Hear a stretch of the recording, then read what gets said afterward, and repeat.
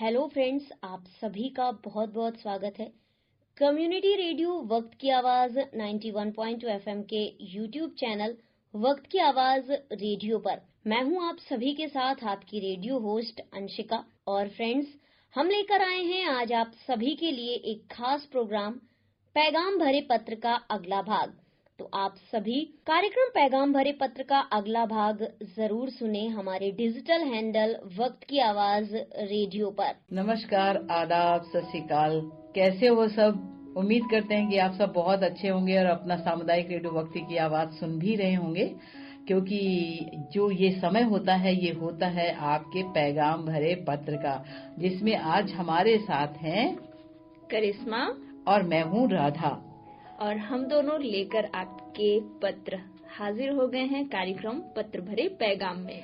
हाँ बिल्कुल, क्योंकि पत्रों की जब श्रृंखला शुरू होती है तो बस बात ही बात बनती चली जाती है। बिल्कुल। और तो इतने प्यारे प्यारे खत लिखे हैं यार। वो गाना याद आ रहा है, कौन सा था?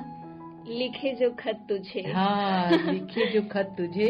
तो भैया ये हमारे लिए सितारे हैं जो आप सब इतना भेजते रहते हो। बिल्कुल, सितारों से कम नहीं है। बिल्कुल, इतने प्यारे प्यारे सितारे हैं कि बस इनको तो दिल लगाने का मन करता है, गले लगाने का मन करता है। और कई बार तो जब आप सब इतना अच्छा लिखते हैं तो आपकी जो फोटो है या इमेज कह सकते हैं या छवि है, वो आपके पत्र में दिखती है। ऐसा ही एक पत्र हमारे बीच में है। मुझे लग रहा है कि ज्यादा अपने साथियों को इधर उधर न घुमाते हुए सीधा पत्र ही न उठा लिया जाए। बिल्कुल, क्योंकि मुझे भी बेसब्री से इंतजार है कि आज के पत्र में क्या लिखा होगा। और कई बार आप जब पत्र पढ़ती तो हम उन कल्पनाओं में खो जाते हैं, उस दुनिया में चले जाते हैं। ये इस बार बहुत अच्छा है कि हमारे जो घरों में बैठे लोग हैं, जो अपनी समस्याओं को देख रहे हैं, जिन्होंने बहुत पहले अपने जीवन में खत लिखे हैं, वो लोग हमें पैगाम भेज रहे हैं। बिल्कुल। तो ये जो उनका अपना बचपन की जो उनकी यादें हैं, बचपन के जो मन के सवाल हैं, वो यहाँ तक पहुँचाते हैं तो बरबस मन उधर मुड़ ही जाता है। कई बार तो मुझे उनका गांव घर भी वैसा ही दिखने लग जाता है। तो शुरू करते हैं आज की इस पत्र की। और इस पत्र को लिखने वाली हैं कल्पना जी। कल्पना जी, आपका बहुत बहुत धन्यवाद कि आपने पत्र लिखा है और साथ में आपने कुछ शेरो शायरी भी लिखी है। लिखती हैं, मेरे पत्र को प्यार से पढ़ना और पढ़ने से पहले थोड़ा मुस्कुरा देना। तो बताइए, पढ़ने से पहले अगर मुस्कुराएंगे तो काम कैसे चलेगा? नहीं, उनका कहने का मतलब है कि आप मुस्कुरा मुस्कुरा के पत्र पढ़िएगा। हाँ, ये ठीक बात है कि मैं उनका मुस्कुरा के पत्र पढ़ती हूँ। लिखती हैं, मैं पिछले 5 साल से आपका सामुदायिक रेडियो वक्त की आवाज सुनती रहती हूँ और मुझे गाँव की गठरिया के गाने बहुत अच्छे लगते हैं और खासकर प्रोग्राम अच्छा लगता है जो बच्चों के लिए आता है, दादी की पहेली बच्चों की सहेली। तो एक प्रोग्राम उन्हें ये भी बहुत पसंद है। साथ में लिखती हैं कि पति हमारे जब शाम को लौट कर आते हैं तब वो कहते हैं रेडियो सुना था कि नहीं। तो ये बहुत अच्छा लगता है कि वो मुझे मना नहीं करते, बल्कि कहते हैं कि आप रेडियो सुनती रहिए, सेल खत्म हो जाते हैं तो समय पर ही लाके दे देते हैं। तो ये बहुत अच्छी बात है कि आप रेडियो भी सुनती हैं और साथ में आपको सेल भी समय से मिलते रहते हैं। कई बार तो हमारी बहनों को इससे भी वंचित कर दिया जाता है, बेचारी आज और कल के बीच में हफ्तों काट देती हैं। तो आप बहुत भाग्यशाली हैं कल्पना जी कि आपको ऐसा पति मिला है। आगे लिखती हैं कि मेरे परिवार में मेरी सास है, ससुर हैं और एक देवर है। नंद की अभी शादी होनी है, हो सकता है कि इस साल नवंबर में हो जाए। मेरे 2 बच्चे हैं और दोनों सरकारी स्कूल में पढ़ते हैं। पिछले हफ्ते पैगाम भरे पत्र में आपने एक पत्र पढ़ा था जिसे मैंने सुना और सुनने के बाद मेरे भी मन में आया कि मैं भी अपनी बात लिख सकती हूँ। तो लिखती हैं कि आज मुझे वो दिन याद आता है जब मैं 16 साल की थी, तब मैंने पहली बार साड़ी पहनी, क्योंकि उसी साल मेरी शादी होने वाली थी। तब से मैं साड़ी ही पहनती हूँ। लेकिन आजकल लोग अलग अलग तरह के कपड़े आ गए हैं बाजार में जिन्हें पहनते हैं। मुझे साड़ी पहनना पहले बहुत अच्छा लगता था। साड़ी एक भारतीय सभ्यता का प्रतीक माना गया है। जब भी पहनती थी तो बहुत सुंदर लगती थी और मुझे देखकर हमारे घर के लोग बहुत खुश होते थे। आगे लिखती हैं कि मुझे कई तरह से साड़ियां पहनना आता है। पास पड़ोस की कई बार लड़कियां शादी में जाती हैं तो मुझसे कहती हैं कि महाराष्ट्रियन साड़ी पहना दो। तो मैं वो कोशिश करती हूँ कि उनको वो पहना दूं और वो पहनकर बहुत खुश होती हैं। उनके साथ में मुझे भी अपनी बचपन की यादें जुड़ जाती है और मैं बहुत खुश होती हूँ। लेकिन आजकल का जो समय आ गया है, इसमें साड़ी का जिस तरह से मजाक होता जा रहा है वो मुझे पसंद नहीं है। कहीं न कहीं पसंद नहीं है। उसका कारण है कि मैं एक शादी में गई हुई थी। वहां मैंने देखा कि लड़की जो है उसने मच्छरदानी पहन रखी थी। इसका मतलब तो आप समझ ही गई होंगी, मतलब नेट की साड़ी। और उसके साथ में ही जो बारात के लोग थे वो सब उधर बहू की तरफ देख रहे थे। मुझे बहुत खराब लगा जब उसके ससुर ने कहा मुझे और डांस करने देने दो और बहू का मुंह देख लेने दो। तो ऐसी साड़ियों का क्या मतलब है? एक तरफ घर में जाकर बहू को पर्दा प्रथा में रखना और एक तरफ ये मच्छरदानी पहनाकर उसका तमाशा बनाना। तो मेरा आज आपसे यही सवाल है कि साड़ी जब एक सभ्यता का प्रतीक है, सुंदरता का प्रतीक है और एक देखा जाए तो अपने यहाँ का गौरव है, फिर इस तरह की साड़ियों का क्या मतलब है? तो मैं आपसे जानना चाहती हूँ कि आजकल जब बहुएं सूट की मांग करती हैं तो उन्हें मना किया जाता है कि आप साड़ी पहनो, पर मुझे लगता है कि ऐसी साड़ियों से तो सूट बेहतर है। आपका इस बात को लेकर क्या ख्याल है? ये मैं वक्त की आवाज रेडियो स्टेशन के लोगों से जानना चाहती हूँ कि इसको लेकर आपके क्या विचार हैं।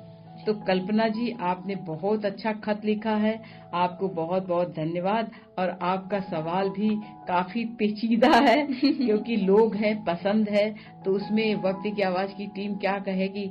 चलो कोई नहीं है, आगे आपकी बात को करिश्मा तक पहुंचाती हूँ और हम दोनों बात करके आपको बताते हैं कि क्या सही है और क्या नहीं। बिल्कुल, ये बात तो आपने पहले ही कह दी कि लोग हैं, उस तरह का फैशन चल रहा है और समय के साथ लोग आगे बढ़ रहे हैं। और आज के समय में हम किसी के साथ जो एक आता है ना कि टोका टिप्पणी करना नहीं कर सकते हैं कि देखो, ये कहने तो का मतलब है कि किसी ने अगर हम्म। नेट की साड़ी पहन रखी है तो हम उससे ये नहीं कहेंगे कि नेट की साड़ी है, नहीं पहनना है और अच्छी नहीं लगती, हमारी संस्कृति नहीं है, हमारी सभ्यता नहीं है इस तरह की। तो ये भी कहना थोड़ा सा मुश्किल होगा उनके साथ। मुश्किल ये है कि जब समय की चीजें वैसी बदलती हैं, आती हैं आपके बीच में, पर कहीं ना कहीं जो चॉइस है, आपकी चॉइस पे चीजें निर्भर करती हैं और चॉइस का हर व्यक्ति को अधिकार है। जहाँ तक कई बार लड़कियों को मौका नहीं होता कि वो अपनी खरीदारी खुद करे, यहाँ पे सवाल ये है। बिल्कुल। तो ये जरूरी नहीं है कि उस लड़की से पूछा ही गया हो कि तुम कौन सी साड़ी पहनोगी, कैसी, तो जो मिल गई, जो ससुराल वाले लेके आए वही उसने पहनी। पर ये बात भी कल्पना की एकदम सत्य है कि उसका तमाशा बनाने से बेहतर है कि फिर या तो उस तरह ही आप रहें। आजकल हम भी देखते हैं तो लोग मतलब तरह तरह के कटे फटे कपड़े पहन के बहू को पहले दिखाते हैं, मायके वाले भी होते हैं, ससुराल वाले भी होते हैं, सबको तमाशा दिखाते हैं और फिर उसके बाद उसको घर ले जाते ही घूंघट में रखना, जरा सा पल्ला खुल जाए तो उसके लिए बातें बनाना। तो ये दोनों बातें आपस में तालमेल नहीं रखती हैं। बिल्कुल। तो मैं कल्पना जी के साथ सहमत हूँ कि उसका तमाशा न बनाए। अगर उसकी अपनी चॉइस है और घर वालों ने अगर चॉइस रखी है तो फिर पर्दा प्रथा के लिए भी उसको चॉइस दें। बिल्कुल। ये तो कल्पना जी के विचार हैं कि हमें लगता है कि सूट पहनना ज्यादा बेहतर है क्योंकि बदन ढका होता है। तो ये अभी वही चीज है कि सभ्यता में नहीं आ रहा है, अभी बहुत परिवर्तन हो गया है। हमें तो लग रहा है कि 50% लोग अपने चॉइस में आ ही गए हैं, पर अभी भी जो साड़ी का क्रेज है वो उसकी जगह कोई नहीं ले सकता। बिल्कुल। तो कल्पना जी को एक बार फिर से बहुत बहुत धन्यवाद पत्र लिखने के लिए कार्यक्रम पैगाम भरे पत्र में। और अभी मेरे पास भी एक पत्र है, ये पत्र जगदीश जी का है। इनका पत्र खोलते हैं और देखते हैं कि क्या है इसमें, कौन सी जादू की पुड़िया है। जगदीश जी लिखते हैं, वक्त की आवाज की पूरी टीम को मेरा नमस्कार। वक्त की आवाज जब से शुरू हुआ है मैं तब से लगातार सुन रहा हूँ। मैं काफी पुराना श्रोता हूँ। यहाँ से जो भी कार्यक्रम प्रसारित होते हैं सभी बहुत ही अच्छे लगते हैं। सबसे ज्यादा मुझे भजनों का कार्यक्रम पसंद है जिन्हें मैं अक्सर गुनगुनाता रहता हूँ और कई सारे भजन मैंने अपनी डायरी पे भी नोट किए हुए हैं। ज्यादा समय मेरा घर और खेतों पे ही बीतता है क्योंकि घर में मैं और मेरी पत्नी 2 ही लोग हैं। मेरे 4 बच्चे हैं, 2 लड़कियों की शादी कर दी है, वो अपने ससुराल में हैं। 2 लड़के बाहर कंपनी में नौकरी करते हैं। बड़े बेटे ने हाई स्कूल करके ITI किया है और फिटर का काम सीखा था और एक कंपनी में फिटर की नौकरी भी मिल गई है। अच्छा खासा पैसा मिल जाता है। जगदीश जी आगे लिखते हैं कि बड़े बेटे की शादी के बारे में विचार कर रहे हैं और एक रिश्ता भी आया हुआ है। जो रिश्ता आया है, लड़की ने इंटर किया हुआ है लेकिन मेरे बेटे ने हाई स्कूल किया हुआ है। लड़की के घर वालों का काफी दबाव पड़ रहा है और साथ में रिश्तेदारों का भी कि लड़की पढ़ी लिखी है, आपके लड़के से ज्यादा पढ़ी है, शादी कर लो। लेकिन आज का समय देखते हुए कहीं ना कहीं मुझे डर भी है कि लड़की ज्यादा पढ़ी है और लड़का कम पढ़ा है। तो वक्त की आवाज की टीम से मेरा ये सवाल है कि क्या मुझे अपने बेटे की शादी 12वीं पास लड़की से करनी चाहिए या नहीं। उम्मीद करते हैं कि आप हमारे पत्र का जवाब जरूर देंगे। इसी उम्मीद के साथ मैं आपका जगदीश।